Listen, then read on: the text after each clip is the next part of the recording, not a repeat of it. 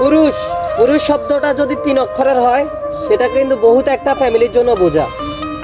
প মধ্যাহ্ন স্বর, এই 3টি অক্ষর একটা ফ্যামিলির কাছে বড় একটা বোঝা। সবাই আমাকে অথবা মেয়েরা প্রশ্ন করতে পারেন, ভাই আপনি পুরুষ নিয়ে কেন কথা বলেন? আপু, আমি আপনাদেরকে বলতেছি, পুরুষ যদি হইতেন তাহলে তার দুঃখটা বুঝতেন।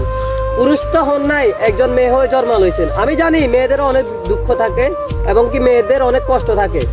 তো আমি একটা কথাই বলি, যেমন ধরেন পুরুষ কখনো আপনি দেখবেন সকাল বিকাল রাত রাত পেরিয়ে যায় কিন্তু পুরুষ কাঁদে না সহজে, কিন্তু পুরুষের চোখে এক ফোঁটা জলও দেখতে পারবেন না।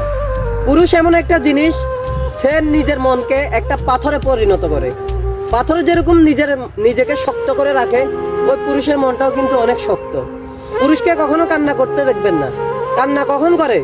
সে আর নিজের প্রিয় মানুষের কাছে অবহেলা পেতে পেতে পেতে পেতে অনেক কষ্টের বিনিময় সে যখন আর পারে না, সহ্য করতে যখন পারে না, তখন পুরুষ কান্না করে।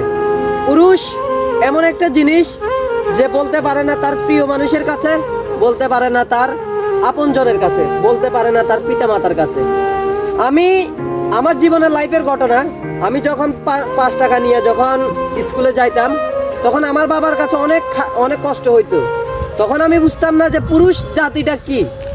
আজকে যখন টাকা ইনকাম করি, তখন আমি আমার প্রিয় মানুষকে, মানে আমার ফ্যামিলি সবাইকে আমি মার্কেট করে দিই। ঈদের প্রত্যেকটা ঈদে আমি সবাইকে মার্কেট করে দিই, কিন্তু আমি আমার নিজের জন্য কিছুই কিনি না। তেমনি পুরুষ জাতি, আমি আমার বাবার উপরে আমি যখন খেয়েছিলাম,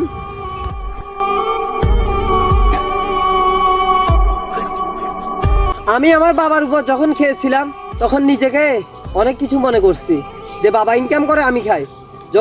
যখন ইনকামের পথে যখন গেছি, তখন বুঝতেছি টাকা ইনকাম করতে কত কষ্ট, কত পরিশ্রম, কত কিছুর বিনিময়ে এই টাকা আসে। তো আমি একটা কথাই বলি, যেমন ধরেন যখন আমার দিন যখন বড় হইতাছি, তখন আমি আমার কষ্ট কাউরে বলতে পারি না।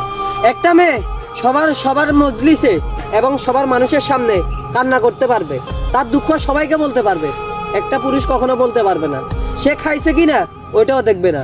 আমি একদিন হঠাৎ করে আমি 100 টাকা নিয়ে বাড়িতে আসলাম, তখন আমার ছোট ভাই বলতেছে, ভাইয়া কালকে আমার স্কুলের টাকা লাগবে, আমি সকালে স্কুলে যাব। তখন ভাইকে আমি দিলাম 50 টাকা। তখন সকালে 50 টাকা চাইলে আর মাত্র আমার কাছে ছিল 50 টাকা। 50 টাকার বিনিময় আমার আসলো আমার মা আইসা বলে, বাবা সকালের নাস্তার টাকা লাগবে। তো দিলাম মাকে 50 টাকা। তো আমার কাছে আর কত, 1 টাকাও না, আমার কাছে মাত্র 20 টাকা গাড়ি ভাড়া আছে। তখন আমার বাবা আসলো, আমার বাবা বললো, বাবা আমার 20 টাকা দিবি? তখন নিজেকে প্রশ্ন করলাম যে 20 টাকা দিলে তো আমার গাড়ি ভাড়াই নাই। ফ্যামিলির মুখে হাসির জন্য আমি আমার 20 টাকা দিয়ে দিলাম। তখন আমার কাছে 1 টাকাও ছিল না। আমি সেই 3 কিলোমিটার হেঁটে আমি আমার পরিশ্রমে সেই আমার কর্মস্থানে আমি যেতে হবে। তখন আমি এত কিছু চিন্তা করলাম না যে আমি ওখানে কিভাবে যাব। শুধু একটাই জিনিস চিন্তা করলাম, বাবার মুখে হাসি, মায়ের মুখে হাসি, ভাইয়ের মুখে হাসি, ফ্যামিলির মুখে হাসি, আর কিছু চিন্তা করলাম না। আমি আপনাদেরকে বলি, পুরুষ জাতি নিজেকে অনেক কঠোরভাবে রাখে। তো পুরুষ এমন একটা জিনিস, তার কষ্ট কাউকে বলায় না। পুরুষ কান্না কখন করবে? আমি আপনাদেরকে একটা কথা বলি, পুরুষ যখন সবাই নিরীহভাবে ঘুমাইবে, সবাই গভীর রাত্রে যখন তার ঘুমের মধ্যে সবাই ডুবে যাবে, তখন দেখবেন যে পুরুষের মনে কষ্ট, সে একান্ত কান্না করে, কিন্তু কখনো চিৎকার করতে পারে না। চিৎকার করলে পুরুষের কাছে এটা লজ্জা, এটা ঘৃণা। পুরুষ কখনো চিৎকার করে কান্না করতে পারে না। তার মনের ভিতরে কি আছে এটা একমাত্র পুরুষই জানে। পুরুষ এমন একটা জিনিস, তাকে কখনো কেউ ধরে রাখতে পারে না। তখন আপনি একটা জিনিস শুধু লক্ষ্য করবেন, ওই পুরুষের মাথার নিচে যে বালিশটা আছে সেটার দিকে লক্ষ্য করবেন। দেখবেন সকালে ওই বালিশটা কিন্তু ভিজা। যদি তার বোন ভাই কেউ যদি আসে, ভাইয়া বালিশটা ভিজা কেন? তখন সে প্রশ্ন করে, কালকে রাত্রে পানি খাওয়ার সময় পড়ে গেছে। কিন্তু এটা বলে না তার চোখের জল কত কষ্ট, তার এই চোখের জলে এই বালিশ ভিজছে। কিন্তু সে বলল কি, তার কালকে রাত্রে পানি খাওয়ার সময় এটা ভিজে গেল। কাউকে তার কষ্ট শেয়ার করতে পারবে না। একটা প্রিয় মানুষ তাকে ছেড়ে দিল, কোন কারণে? একমাত্র ফ্যামিলির কারণে। সে বলল, আমার ফ্যামিলি আমার জন্য সবই। তখন প্রিয় মানুষ বলল, তোমার ফ্যামিলি চাইরা কি আমার কাছে আসতে পারবা? তখন সে বলল, না, আমার ফ্যামিলি আমাকে জন্ম দিছে। পুরুষ কতটা কষ্টের বিনিময়ে তার প্রিয় মানুষকে ছেড়ে দিতে পারে। তখন আমি আপনাদেরকে একটা কথাই বলি, যে প্রিয় মানুষ কখনোই কিছু না। প্রিয় মানুষ যদি আপনার কাছে যদি থাকতে চায়, সে আপনা আপনি থাকবে। প্রিয় মানুষ যদি আপনাকে না চায়, তাহলে তাকে তার মতন থাকতে দেন। তো আমি আর ভাই এবং কি বোনদেরকে বলতাছি, কখনো প্রিয় মানুষকে আটকে রাখবেন না, এবং কি পুরুষকে কখনো ইনসাল্ট করে কথা বলবেন না।